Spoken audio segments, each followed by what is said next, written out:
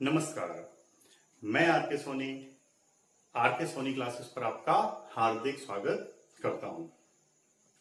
आशा करता हूं सभी लोग आप लोग घर पर अच्छे से होंगे और सुरक्षित होंगे। पिछले 2 लेक्चर में अगर हम बात करें पॉलिटी की, हम एक सब्जेक्ट स्टार्ट करने वाले हैं, इसके बारे में मैंने आपको बताया था। तो प्रारंभ के लेक्चर में हमने पढ़ा था कि राज व्यवस्था क्या होती है, हमने पॉलिटी का परिचय पढ़ा था।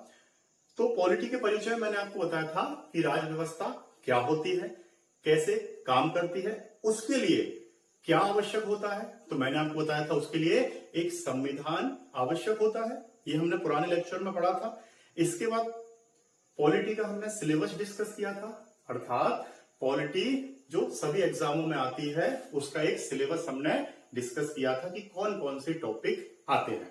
और पुरानी क्लास में मैंने आपको बताया था कि नेक्स्ट क्लास में हम क्या पढ़ने वाले हैं। तो अभी तक जिन विद्यार्थियों ने इस चैनल को सब्सक्राइब नहीं किया है, सबसे पहले वो सब्सक्राइब कर लें, जिससे आपको रेगुलर लेक्चर प्राप्त हो सके और आपका रिदम ना टूटे। क्लियर? तो अब हम टॉपिक बाय टॉपिक स्टार्ट करते हैं और धीरे धीरे अपने सब्जेक्ट को कवर करेंगे और कंप्लीट करेंगे। अब आज का जो टॉपिक है, हेडिंग से ही आपको समझ में आ रहा है, संविधान सभा। अब मैंने आपको बताया था किसी भी देश को चलाने के लिए एक संविधान होता है और उस संविधान का निर्माण किन परिस्थितियों में हुआ, कैसे हुआ, इस पर थोड़ी सी हम चर्चा करेंगे। ऐसा तो है नहीं कि संविधान सभा अचानक बन गई, इसके पीछे थोड़ा सा इतिहास होगा। तो यहां हम थोड़ी सी एक रूपरेखा की चर्चा करेंगे जिससे आपको ये कंसेप्ट समझ में आए। क्लियर? अब देखिए, थोड़ा सा हम पीछे जाते हैं, बात करते हैं 1600 की। 1600 में जब ईस्ट इंडिया कंपनी भारत आई थी और भारत में उसने अपना व्यापार स्टार्ट किया था, धीरे धीरे उसने अपना व्यापार बढ़ाया, भारत में फूट डालो और शासन करो की नीति अपनाई।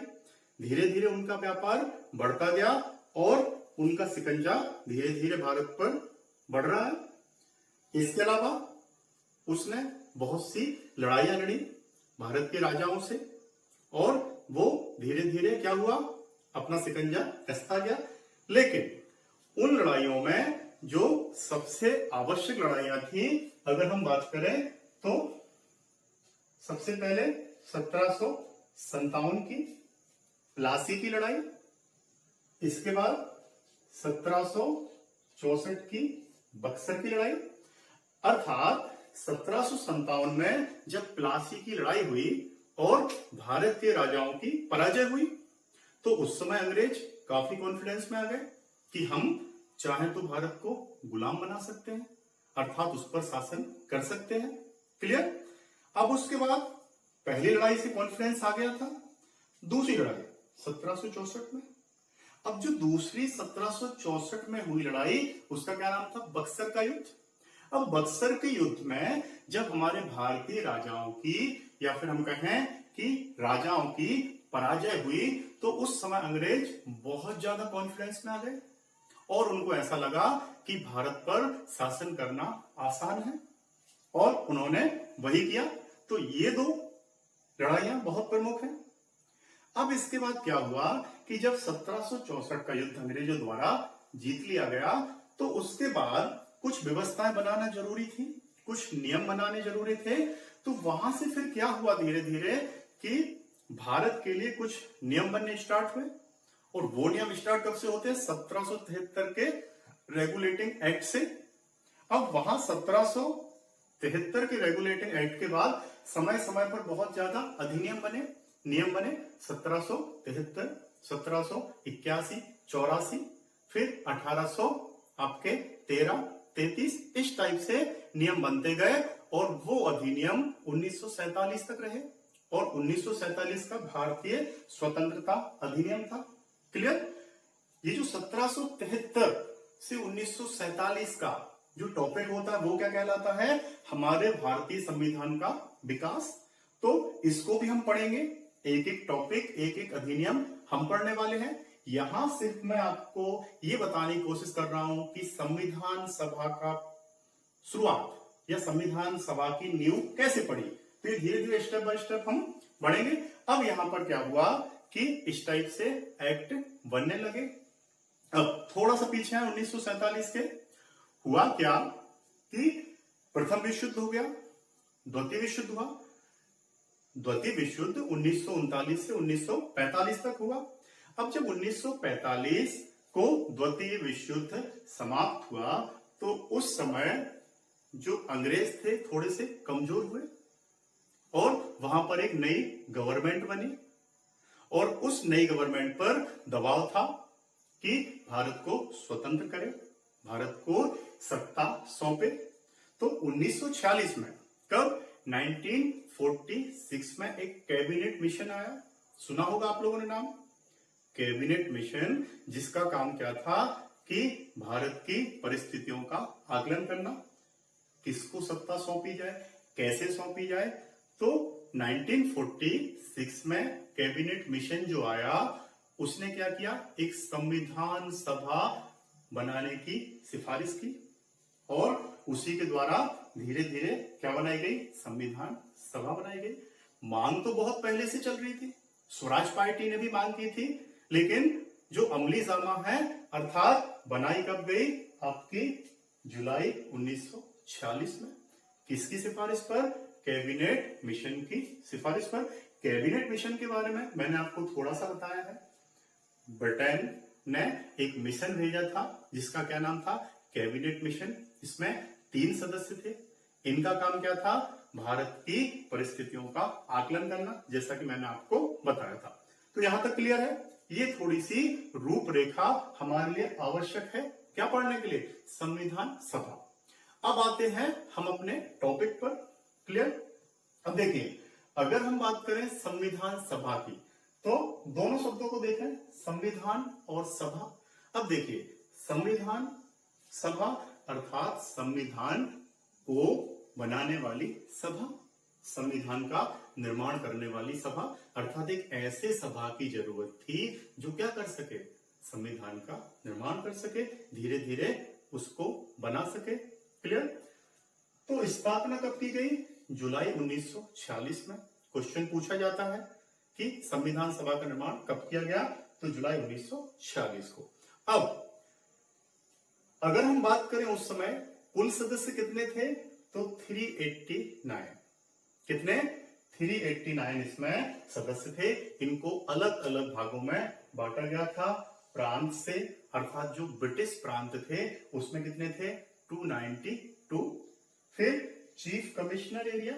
अब प्रश्न ये उठता है चीफ कमिश्नर एरिया क्या है, तो मैं आपको बता दूं कि जैसे वर्तमान में केंद्र शासित प्रदेश होते हैं वैसे ही अंग्रेजों के समय चीफ कमिश्नर एरिया होते थे। तो उसकी कितनी सीट है, 4। रियासत, आपको पता होगा कि पहले देसी रियासत थी, राजा होते थे, तो उनको भी कुछ दिया गया और वो कितने हुए, 93। अर्थात प्रांतों के लिए 292, चीफ कमिश्नर एरिया 4 और रियासतों के लिए आपके 93। इस प्रकार टोटल कितने हो गए, 389। तो टोटल जो संविधान सभा में सदस्यों की संख्या कितनी थी, 389। ये क्वेश्चन आपसे एग्जाम में पूछा जाता है। क्लियर। आगे बढ़ते हैं। अब क्या हुआ, इस संविधान के लिए, इस संविधान सभा के लिए चुनाव होना जरूरी थे। ऐसा तो है नहीं कि सभी सदस्यों को शामिल कर लें। तो चुनाव हुए जुलाई 1946 को, जुलाई 1946 को क्या हुए, चुनाव हुए। ये जो चुनाव हुए मैं आपको बता दूं, ये कैसे हुए, अप्रत्यक्ष। यहां प्रत्यक्ष चुनाव नहीं हुए। अब देखिए, कुल 296 सीटों पर क्या हुए, चुनाव हुए। रियासतों पर चुनाव नहीं हुए थे, इनको सीधा नियुक्त कर दिया गया था। कांग्रेस पार्टी को कितनी सीटें मिली, 208, 208। मुस्लिम लीग को कितनी मिली, आपके 73 और 15 मिली अन्य पार्टियों को, जो छोटी मोटी पार्टियां थी उनको 15 आपकी सीटें मिली। इस प्रकार से क्या हुआ, हमारी संविधान सभा का निर्माण हो गया और हमारी संविधान बन गई। यहां मैं आपको एक चीज बता दूं, मुस्लिम लीग ने इसका बहिष्कार किया और मांग की कि हमारे लिए एक अलग से संविधान सभा का निर्माण किया जाए। क्लियर? आगे बढ़ते हैं। 9 दिसंबर 1946 को 9 दिसंबर 1946 को संविधान सभा की प्रथम बैठक आयोजित की गई। पूछा जाता है ये क्वेश्चन, याद रखें। कब? 9 दिसंबर 1946 को। कहां हुई बैठक? आपकी दिल्ली में। जो प्रथम बैठक हुई आपकी कहां हुई? दिल्ली में हुई। अब इसके अध्यक्ष कौन थे? तो अगर हम बात करें अस्थायी अध्यक्ष के, तो वो थे सच्चिदानंद सिन्हा, सीनियर नेता थे हमारे। उनको इस कमेटी का क्या बना दिया गया? अस्थायी अध्यक्ष बनाया गया। एक बात ध्यान रखना है आपको कि आपसे अगर पूछा जाए अस्थायी अध्यक्ष कौन थे, तो आप आंसर लगाएंगे सच्चिदानंद सिन्हा। अब देखिए, जब सेकंड बैठक हुई 11 दिसंबर 1946 को, 1946 को, तो उस समय सर्वसम्मति से राजेंद्र प्रसाद को क्या कर दिया? स्थायी अध्यक्ष बना दिया गया। ये क्वेश्चन आपसे पूछा जाता है कि संविधान सभा के स्थायी अध्यक्ष कौन थे? तो कौन थे? डॉक्टर राजेंद्र प्रसाद, जो आगे चलकर हमारे क्या बने? भारत के प्रथम राष्ट्रपति बने। यहां तक की पिक्चर क्लियर है? आगे चलते हैं। अब क्या हुआ कि जब संविधान सभा की सेकंड बैठक हुई, तो उस समय राजेंद्र प्रसाद को अध्यक्ष बना दिया गया। अब इसने अपनी कार्यवाही प्रारंभ की। देखते हैं, जो कार्यवाही प्रारंभ की गई वो 13 दिसंबर 1946 से की गई, 1946 से की गई। क्या हुआ यहां पर? जवाहरलाल नेहरू द्वारा उद्देश्य प्रस्ताव प्रस्तुत किया गया। किसी भी चीज के लिए, किसी भी काम के लिए एक उद्देश्य होना जरूरी है। तो वही उद्देश्य प्रस्ताव किसने रखा? जवाहरलाल नेहरू ने एक उद्देश्य बनाया, जो आगे चलकर क्या बना? हमारी प्रस्तावना। पढ़ेंगे हम जब प्रस्तावना का टॉपिक पढ़ेंगे। क्लियर? 22 जनवरी 1947 को इस प्रस्ताव को स्वीकृति मिल गई। अर्थात जो नेहरू जी ने प्रस्ताव रखा था कि क्या उद्देश्य होगा हमारी किसका? संविधान का, संविधान सभा का, इन सब चीजों के बारे में उन्होंने बताया, एक प्रारूप तैयार किया। वो उद्देश्य प्रस्ताव के रूप में किया। कब? आपका 13 दिसंबर 1946 को उस पर चर्चा हुई और 22 जनवरी 1947 को क्या कर दिया गया? उसको स्वीकृत कर दिया गया। क्लियर? अब देखें, यहां पर BN राव द्वारा संविधान के प्रारूप पर, BN राव द्वारा संविधान के प्रारूप पर चर्चा करने के लिए, या फिर हम कहें विचार करने के लिए, एक समिति बनाई गई। नाम सुना होगा आपने, कौन सी? प्रारूप समिति। बहुत IMP है, हम धीरे धीरे आगे बढ़ रहे हैं, है ना, संविधान के निर्माण के लिए। तो यहां पर प्रारूप समिति का निर्माण कब किया गया? 29 अगस्त 1947। पूछा जाता है क्वेश्चन कि प्रारूप समिति का निर्माण कब किया गया? तो 29 अगस्त 1947 को क्या किया गया? प्रारूप समिति का निर्माण किया गया। अब देखें, यहां पर 29 अगस्त 1947 को प्रारूप समिति का निर्माण किया गया। अब प्रारूप समिति का काम क्या था? संविधान का निर्माण करना। तो मैं यहां पर आपको एक बात बता दूं कि संविधान सभा ने बहुत सारी समितियों का निर्माण किया था। बहुत सी समितियों का निर्माण किया था। वार्ता समिति, झंडा समिति, नियम समिति, सबसे प्रमुख कौन सी थी? प्रारूप समिति। तो हम प्रारूप समिति पर विस्तार से चर्चा अगले लेक्चर में करेंगे कि प्रारूप समिति के काम क्या थे, कैसे बनाई गई थी, कौन सदस्य थे, कौन अध्यक्ष थे, हम सब पढ़ने वाले हैं। लेकिन यहां पर मैं आपको एक छोटी सी बात बता दूं कि ये जो प्रारूप समिति थी, इसमें 7 सदस्य थे। डॉक्टर भीमराव अंबेडकर इसके अध्यक्ष थे, बाकी 6 सदस्य थे। पढ़ेंगे हम आगे। आगे बढ़ते हैं।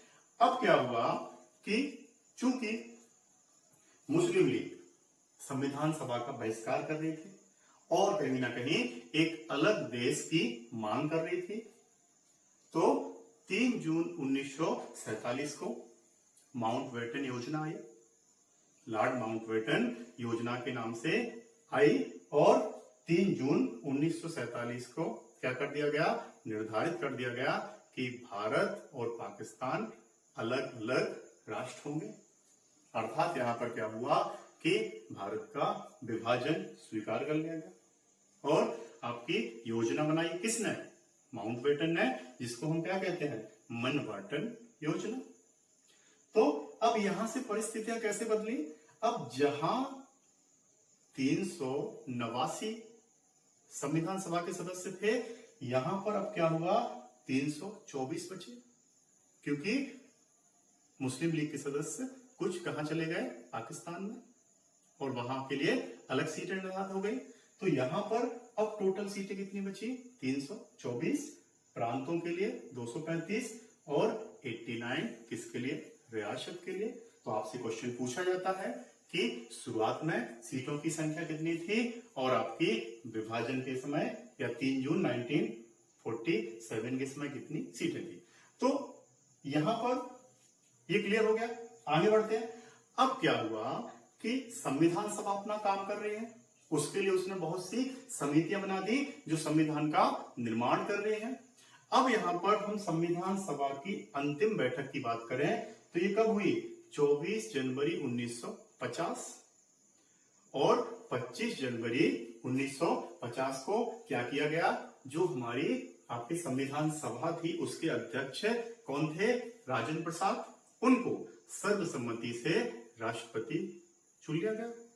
अब 1950 से 1952 तक हमारी संविधान सभा ने कार्य किया और जब 1952 में आपके आम चुनाव हुए तो क्या हुआ, संविधान सभा को समाप्त कर दिया गया और फिर क्या बन गई, हमारी संसद बन गई और जब से लेके अभी तक पूरी व्यवस्था संभालती है, काम करती है। तो यहां पर मैंने आपको संविधान सभा के बारे में बताया कि कैसे उसका निर्माण हुआ, क्या परिस्थितियां थी, कैसे चीजें हुई।